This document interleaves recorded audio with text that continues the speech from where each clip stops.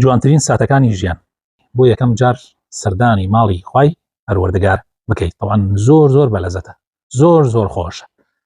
خوای تعالی بکاتە نصیبی هەمووان. کۆتایی بە دوایین تاقیکردنەوە و ئیمتحانەکانت بێنی زۆر خۆشە.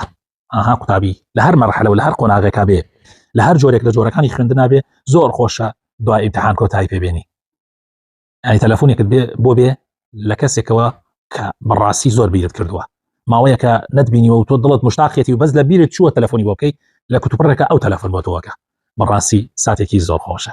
تەماشاکردنی ئەو کەسێک کە زۆر خۆش دەوێ، کاتێک کە تۆ تەماشای کەسێک بکەی کە زۆر خۆش دەوێ، سەر بەرزەکەیتەوە تەماشاکە ئەویش تەماشای تۆوەکە. هەروەها هاوڕێیەکی کۆنت ببینیت و تەماشاکەی نەگۆڕاوە، هەر وەکو خۆی ماوە، وەکو چۆن لە کاتی خۆیان هاوڕێ بوون. جا ئینسان هاوڕێتی کەسێکەکە کە دڵیان وەکو یەک وابێ، یعنی دڵیان لە ئاستی یەک زۆر پاک بێ، دوای ساڵانێکی زۆر بیبینیتەوە تەماشاکەی نەگۆڕاوە، هەر ئەو دڵپاکیەی ماوە وەکو خۆی.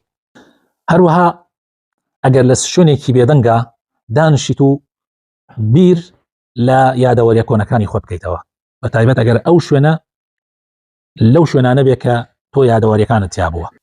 هەروەها ببینی کەسێک زۆر گرنگیت پێدا، گرنگی بە کاروبارەکان تەدا، ئیتر ئەگەر ئەو کەسە هاوسەری خۆت بێ، ئەگەر ئەو کەسە باوکت بێ، ئەگەر ئەو کەسە کوڕت بێ، ئەگەر ئەو کەسە برات بێ، خوشکت بێ، زۆر هەستێکی خۆشە کاتێ ببینی بالفعل گرنگی بە کاروبارەکانی تۆدا.